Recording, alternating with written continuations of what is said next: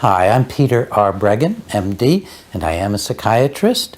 And the subject today is medication spellbinding. It's presentation number 3 in my series about simple truths about psychiatry.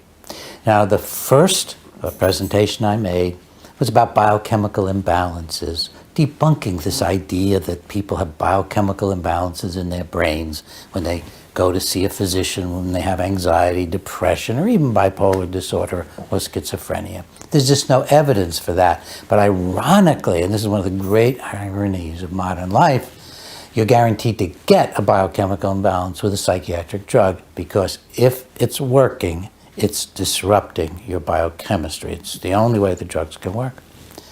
And my second presentation was more about how the drugs work, how they disable the brain, how they cause apathy and indifference, which feels like an emotional anesthesia, or how they cause sedation, which slows you down and reduces all your higher functions, including things like anxiety, or how, more dangerously even, they can cause euphoria, making you feel better than ever, when in fact, you may be doing worse than ever. That brings me into the subject of medication spellbinding.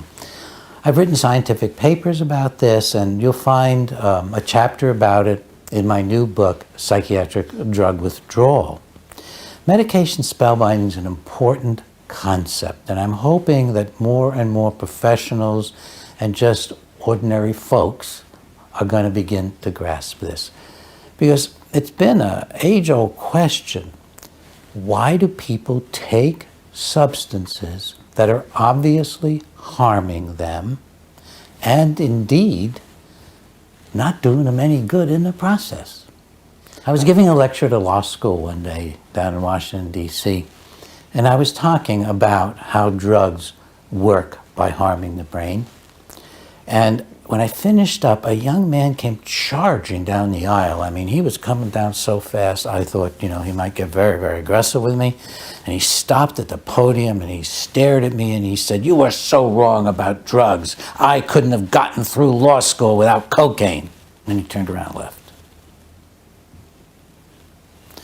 Well, people do feel they can't get through life without alcohol, without marijuana, without cocaine, and without Prozac, and without Effexor, and without Abilify, and without lithium. They're all psychoactive substances. There's no magic in the fact you got it from a prescription.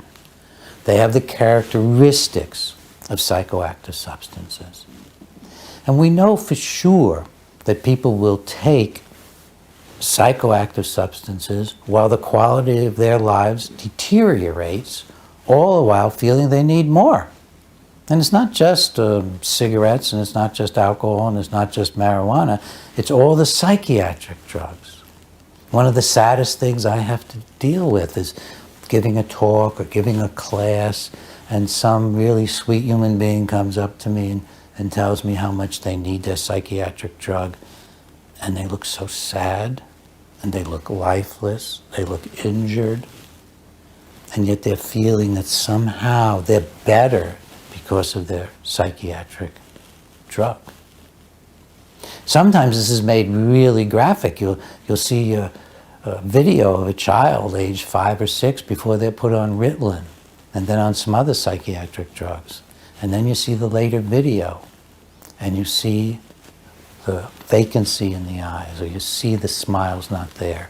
Or the parents, if you interview them, will finally realize that when he was 5, he was like the spark plug of the family. Now he's sitting there more like a fire hydrant. It's really sad. It's really, really sad. Well, the first principle of medication spellbinding is that all psychoactive substances tend to prevent an individual from realizing their harmful effects. The psychoactive substances, by diminishing our capacity, by impairing our frontal lobes, prevent us from appreciating their harmful effects. That's why somebody can feel like they can drive better than ever, and you know if they get in the car, they're likely to kill themselves or someone else. Psychoactive substances impair our judgment about their effects on us.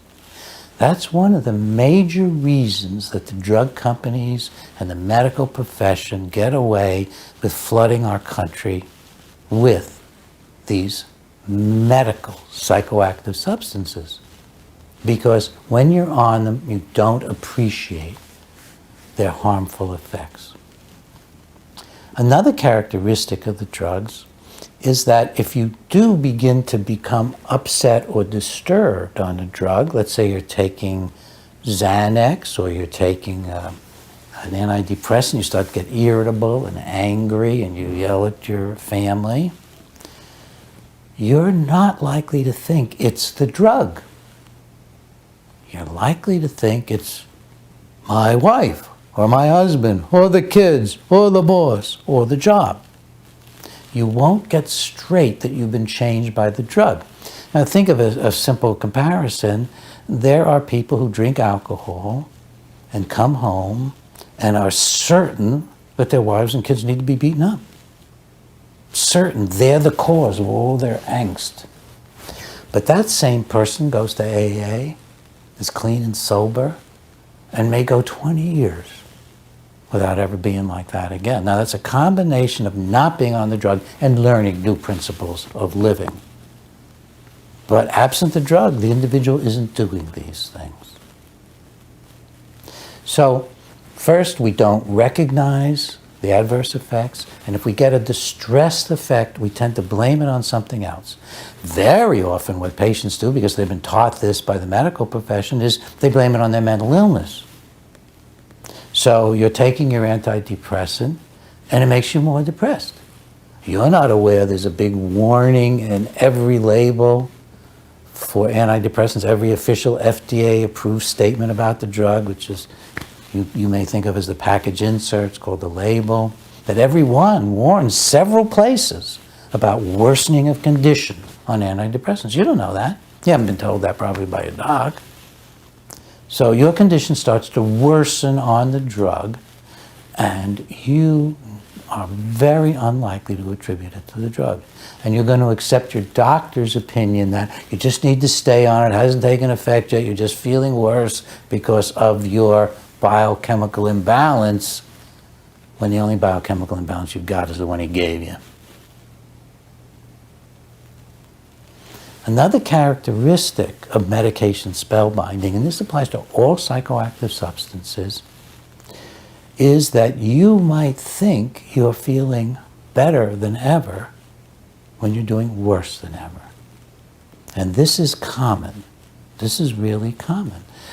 It's related somewhat to the feeling of euphoria, which is one gets from cocaine or amphetamine and can often also get from the antidepressants and the stimulants routinely used in treating children, sometimes adults.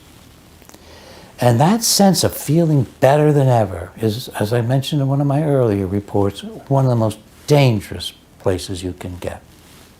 In my forensic work, my medical legal work, I have patients who have been high on antidepressants for a year, during which time they've embezzled and stolen and put the money in their own bank account. One person I'm thinking of put it in his own joint bank account with his wife, told people he'd inherited money, told the person responsible for doing the annual audit of his company that he'd gotten rich, and then put online the very data that when he taught the rest of the staff how to use the data, immediately showed he'd been stealing, writing checks to himself. This person thought he was doing better than ever. Incidentally, it's interesting, some of his friends thought, is he on cocaine? Well, he was on psychiatric cocaine. He was high on an antidepressant. Another story, and I tell these stories in my book, Medication Madness. Another story is of a physician who started to think it would be fun to play with machinery. I mean, what guy doesn't want to play with machinery? One day his wife looked out the window at 2 in the morning and there was an oil truck sitting in his driveway. Eventually he had his house surrounded out in the country, but in plain view, with tow trucks and huge trailers and all kinds of equipment that he was gathering and never did anything with and never tried to sell. And he was finally caught when he was using his sports car to pull a multiple-ton piece of equipment through his little town, and it all fell over. This is medication spellbinding in the form of mania induced, in this man's case, by stimulant drugs, including Strattera, which is supposed to be the non-stimulant stimulant used to treat ADHD.